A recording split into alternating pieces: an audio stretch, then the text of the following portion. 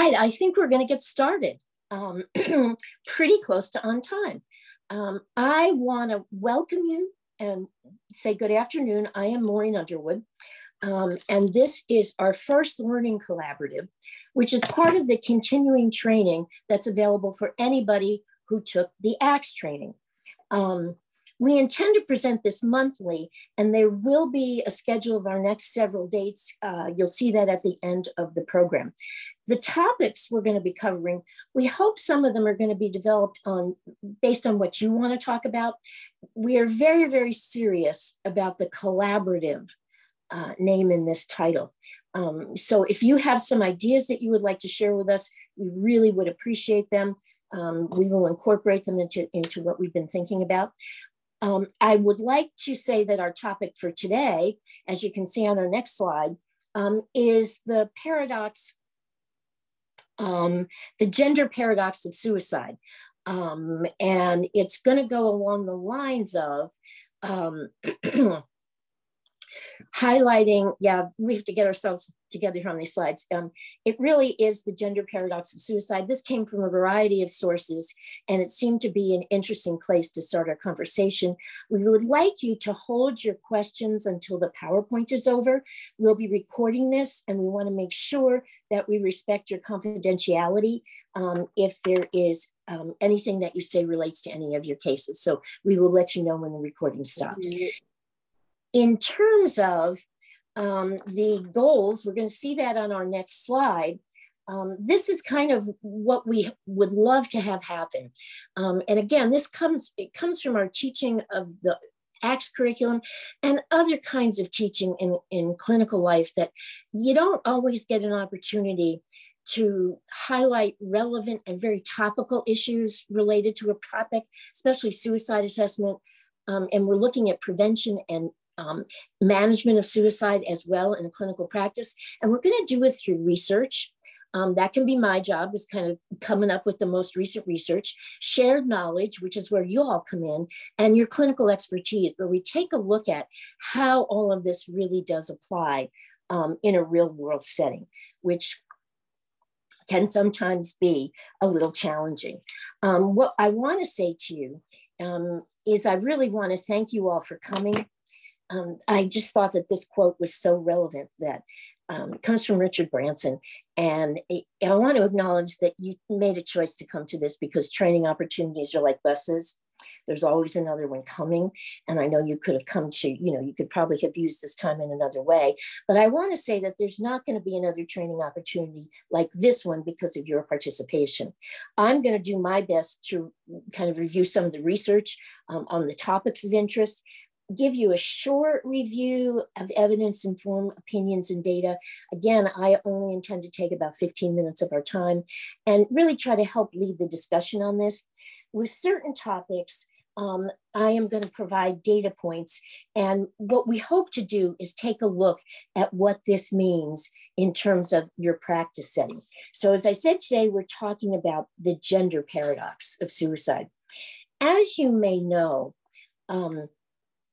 the field of suicide started in the 1960s, and it really has produced a significantly wide range of knowledge since that time. And among the issues that's really been consistently examined is something that has been defined as the gender paradox, the differences in suicide attempts and suicides between males and females. There are a variety of hypotheses for why this exists, but I have to tell you, they're simply that. They're theories or hypotheses. And what they do is they point us in the direction of the multiplicity of factors that contribute to this different attempt and completion rate between male and female. We know what some of those risk factors are, and we've gotten closer to identifying some others. And I'm going to briefly review some of those with you today that have come out in more recent research. And what I will say to you, as you know, the field has become even more complicated to include transgender and gender diverse individuals. I wish today was going to be a day of answers. But I'm hoping that what it will do is identify some of the right questions we should be asking in our assessment with youth and young adults, regardless of their gender identification. I'm sure you have found, just as I have, that identifying questions in mental health can be just as important as finding the answers. So let's kind of start on our journey, and where we're going to begin.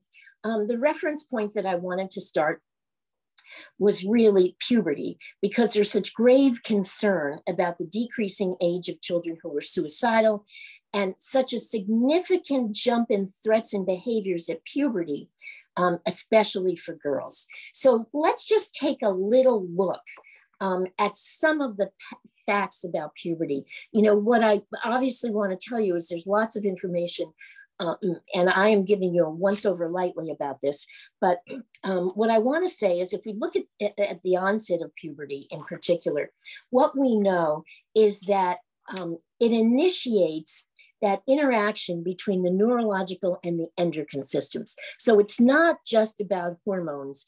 They really do have some specific impact on our brains, and that interaction underlies social, emotional, and cognitive functioning, especially emotional regulation and impulse control, which we know are two of the things that contribute to the development of mental illness or mental disorders. I'm sure you've heard many people say that, you know, mental illness incubates during childhood, and we don't start to see it until adolescence. And that's a part of what we're beginning to see here. What we also know is that because of this interaction, when there are a lot of stressful events in the lives of kids, what can develop is actually a neural pathway between neurological and endocrine systems that can lead to suicide threats and behaviors. And stress is a really, really big piece of this. There's extensive evidence that suicide threats and behaviors in adolescence are often preceded by life stressors, especially those characterized by interpersonal rejection, loss, or conflict. Social rejection in particular is a commonly expressed stressor during adolescence, and we know it's either unstable romantic relationships, are there stable ones? I don't know, peer relationships, and whatever happens with them really does trigger those negative emotions. The other important thing about puberty that we wanted to take a look at is the decreasing age. The average age that's being reported currently as the onset for girls is 8 or 9. For Black girls and Hispanic girls, it's actually younger than that. For boys, it's around 11 to 13. There are lots of research about the link between toxic stress and the earlier onset of puberty. For example, girls who grow up with domestic violence or without a biological father in the house are more likely to get their periods earlier than other girls. The theory behind this is that the brain perceives this chronic stress in the lives of these girls as a low-grade threat, and it triggers the brain to start reproduction as soon as possible. Because remember, the purpose of puberty is the continuation of the species. It's our biological imperative. And when our brain thinks that that's really being threatened, it says, oh my gosh, we got to start this sooner. The other factors that could impact the onset of puberty for girls, one is fat tissue. Fat, as you probably know, is a very active hormonal gland, and fat cells convert hormones into estrogen. So the more fat tissue a girl has, the higher her chance of starting puberty earlier. Even in girls who have normal weight, there's been a lot of focus on looking at what a healthy diet is and whether a diet particularly that's got a lot of fiber in it can be a protective factor for puberty. And then with boys, there's been some research that's looking at their amount of screen time.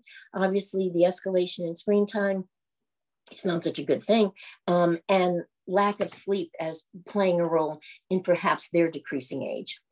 After puberty, the data that we see after puberty is pretty similar to the data that we've seen since the seminal work on this was published in 1998 by a psychologist named Sylvia Canetto. And it looked at the differences in the rate of suicide and suicide attempts between the sexes and the contradiction. And while this still exists, it appears to have narrowed. It isn't quite as targeted as it was before. And I also want to point out to you that what we're talking about is suicide rates in the United States primarily, unless I'm going to tell you about some research that was done in other countries. I especially have something that came from the Netherlands I'm going to share with you later. And it's important to know that because there's a very strong cultural component to the gender paradox. For example, in countries experiencing political, economic, or social turmoil, the suicide rate for women tends to increase. In rural parts of China and in parts of India, the female rate of suicide is almost 25% that of males. Muslim women have significantly higher rates of suicide than Muslim men. And the theory behind this, which is also a piece of the theory in our country, is the lethality of the attempt. In these other countries, the attempts that women choose are often, especially the rural areas, they're toxic pesticides. So they really are much more lethal.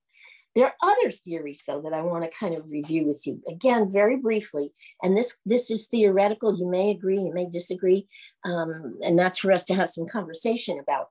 But what we look at is different themes in male suicides.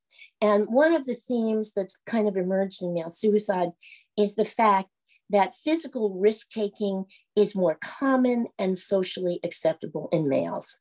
All you have to do is look at the Hemingway examples of macho males. If you take a look at, we'll talk about this in a couple seconds, but the violence that men experience in sporting events, boxing, all you have to do is look at a football game.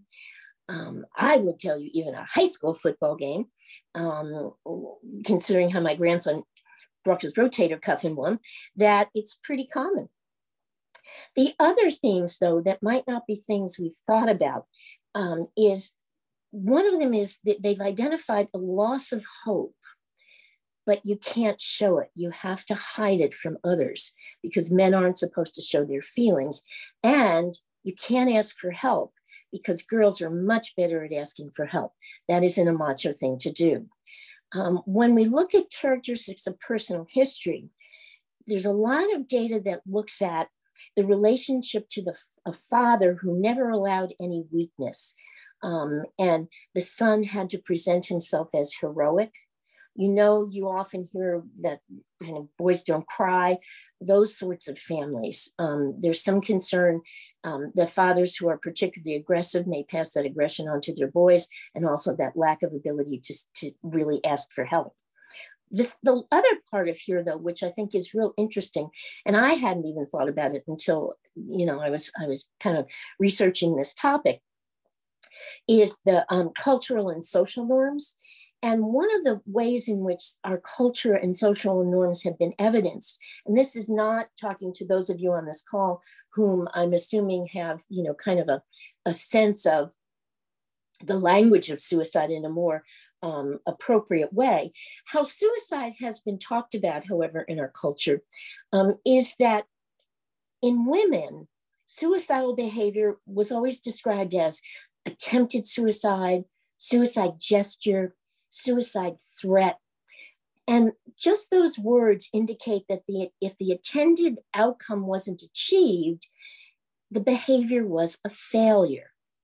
For men, we heard completed suicide, or we even heard successful suicide, which hinted that the completion was an excellent job, and it embedded suicide in the social consciousness as a success. So the social perception that females were unable to kill themselves as successfully as men could really be a self-fulfilling prophecy for both sexes.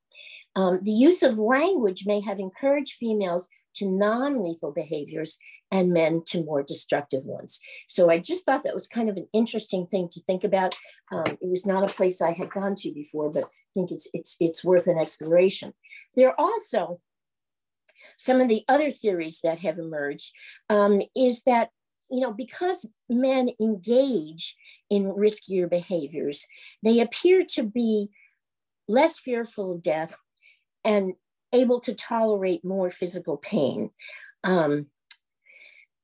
I don't know about you, but I certainly know men who do not have the capacity women have to tolerate physical pain. But I think, again, it has to do with the circumstances. And the feeling is that men are more likely to follow through with a lethal attempt. They're not as afraid of what will happen if they shoot themselves. And they have a higher capacity of a lethal attempt if their thoughts develop, because they tend to be more impulsive than women. And finally, and this was something that we talked about in our previous ACTS training, was Thomas Joyner's interpersonal theory of suicide. And I encourage you to take a look at this, because it's really interesting how this relates to this gender paradox. As you may remember, his theory posits that suicidal desire emerges when individuals have feelings of perceived burdensomeness and thwarted belongingness. Now, in terms of perceived burdensomeness, that's really a sense of being a burden to others. And we know that, again, because of men's social roles, that they often feel if they're unsuccessful, they're failures to their family, they're failures to themselves. So that sense of being a burden is really highly connected to men's sense of masculinity and failure. And it's interesting to think about what happened as we go through economic periods of economic downturn, where men are perceived to be the breadwinners. That sense of being that burden and not being able to provide for my family may escalate. In terms of belongingness, men struggle with this a lot more than women do. And we do know, there is research that shows they tend to abandon significant relationships much more quickly, especially those that are part of their identity, than females do. So we already see that they may be struggling in those two areas of belongingness and burdensomeness. And you combine that with their lowered capacity for lethal self-injury, which is what they're doing in all of those risk-taking behaviors. So you can see how, if you use Joyner's interpersonal theory, it really can lead you to a place where you can understand more what those differences are all about. The other thing I don't want us to forget about, and I want us to go back to that whole idea of brain development. And again, we're just brushing the top of this very lightly, but one of the things we know across all societies, that male violence is a greater problem than female violence. And we often see these facile biological explanations that pins this sex difference on testosterone or brain hardwiring. But the actual mechanisms of this, they're pretty complex. And you really need to understand them in that larger neurodevelopmental framework. What we know is that no child is born pre-programmed for violence, but they learn to balance those pro-socials and those anti-social impulses according to the resources in the environment and the demands of child-rearing environment. So this is where, if you're looking at nature to nurture, this is another place where nurture comes in. And despite the growing flexibility of gender roles in some places, male violence is still more valorized in societies. Female violence is not. Even acknowledging that these gender roles are grounded in reproductive biology, human neurodevelopment is very plastic. You know that. So I want to just kind of begin to put in some prevention messages. We know that the opportunity is there to magnify or diminish these gender differences in physical aggression and violence early on. This is what some of that social emotional teaching is about in kindergarten. And even some of the things that we're trying to teach in parenting classes in preschool, the quality of early development. It's kids learning some conflict resolution skills that don't include violence as early as they can. Now, the final piece I just want to throw out to you, and again, this is a whole separate conversation on its own, but I wanted to include it because I think it's important to sort of put it in here, is what about transgender and people who have some gender identity issues. What the research says, and again, we'll have to look at these first 2 points. Some research says that if the natal sex is female, these folks may be at higher risk for suicide than if the natal sex is male. And then again, there's research that says the opposite. The one thing that can be agreed on is suicidal thoughts. And I want you to just see the word thoughts here. This is not about completions or attempts. It's more consistently suicidal thoughts appear to be more prevalent in people who perceive their non-binary, their sex as non-binary. How gender transition affects these gender-based trends, we're just not sure. And again, it's a very new area of study in an area of study that is new in and of itself. And as you all know, gender transition is very complicated. There may be a lot of variables involved in it. For example, when does the transition start? Does it start as a young child? Does it start in puberty? Does it start after? Are puberty suppressing medications used? Is it acceptable in the family? Do they have access to gender affirming treatment? So there's a whole lot of questions about that. The only research I could find related to this was in a study that looked at veterans who had received some kind of gender-related diagnosis, and this was in the years 2000 to 2009. So clearly they were looking at this several years ago. And what they found was veterans who had received a gender-related diagnosis or were transgender, they died by suicide at 2 times the rate of the national average of veteran suicide. And you know the rate of veteran suicide is high. And it was over 6 times the rate of the general population. And I've given you, you'll notice on some of these pages, I've given you the references to the studies for these, so you can go and really look at the information for yourself. I've summarized it, but there may be other things in these studies that you're really interested in. And I wanted to try to make it as simple as I could for you, to kind of go to the source material. So I want to go at the end of this to some hopeful news, which I always have to do. And this is what I told you earlier, that I was looking at a study from the Netherlands. And you'll see this is a 2016 study. So again, the Netherlands have been looking at this for quite a long time, much longer than we have here. And you'll see they had long-term outcome data for kids with gender dysphoria. And these kids were treated in comprehensive gender centers with gender-affirming treatment. They have those in the Netherlands. I'm not so sure. We have some of them here. We definitely do, but I'm not sure how many. And what they found was the kids who got this treatment in adolescent and young adulthood wound up being well-functioning adults, and their overall mental health was similar to the general Dutch population. So again, the question that I ask you, and I certainly had to ask myself, is how is your practice gender affirming? That's what you have some control over. And it's about taking a look at, what does this mean for you?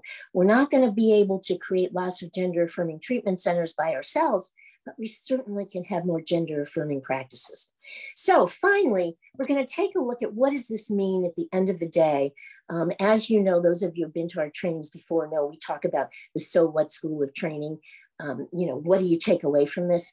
And when I looked at this data and thought about these questions, what I took away, and you certainly may take away something else, but the gender paradox is complex, and knowledge of risk factors does really play a role. And again, it's really most important when we're working with kids in adolescence or pre-adolescence. It's so important to add these questions or make sure we ask these questions, when we're doing intakes. You want to know what a kid's history of puberty is. I will tell you, I've really never seen an intake form that asks that. I know that, I was always pretty clear to ask it about girls, but I'm not sure I asked it about boys. I don't think I did. So I think it's real important for all sexes to be able to ask what their puberty story is like, what the experience has been like, how it's been treated in their families, how it feels to them. We want to look at that suicide history and that stress history, especially including those stressors within the family. And we know that COVID has been a particularly volatile stressor in families. For some, it's still going on. For others, it's receded. But what did that do to the family system? Again, we're coming from that systems perspective because kids don't exist in isolation, particularly for girls. And I can't say that I have seen research for boys, but I've seen the research for girls that sexual abuse has played a pretty significant role in early puberty. So you may want to ask about that. For boys, there's a suggestion that you really hone in on how much screen time, any more than 2 hours a day. And I don't know one kid who only has 2 hours a day, but any more than 2 hours a day is really considered kind of excessive screen time. The hard thing to factor in is some of the assignments now for school are done on screen. So, it's kind of taking a look at that sense of burdensomeness that I talked about. And it's interesting to take a look at that as kids, especially for those boys. Are they feeling like they're not living up to their role in the family, particularly as it's been defined by the male figures in their family, especially their fathers? That perception of a support system, it's not who's there, who do you feel like is there? And again, when you're looking at that, the support system is your family, your friends, and the other people in your life. Because kids, again, what we've been finding is a lot of kids with gender dysphoria, their support system is online. They are finding support groups and other kids online. So you want to know that and not factor that into screen time that may be not so helpful for them. Impulse control, you really take a look at aggression and substance use. And as I said before, we often find this more in boys. And for every kid you see, it's really important to ask about gender dysphoria. To say, sometimes kids feel like they're living in the wrong bodies. I wonder if you ever feel that way. Don't wait for a child to raise the question yourself. And if you do it in that kind of, sometimes kids feel this. I wonder if you feel it. You've got a much better chance of a child opening up if they feel like they can't talk about this.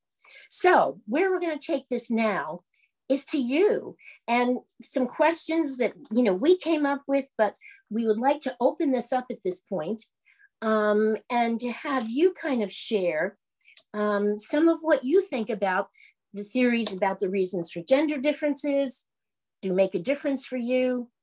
And what do you do to support gender acceptance strategies with kids who aren't getting it from anywhere else? So the conversation is open. The floor is open.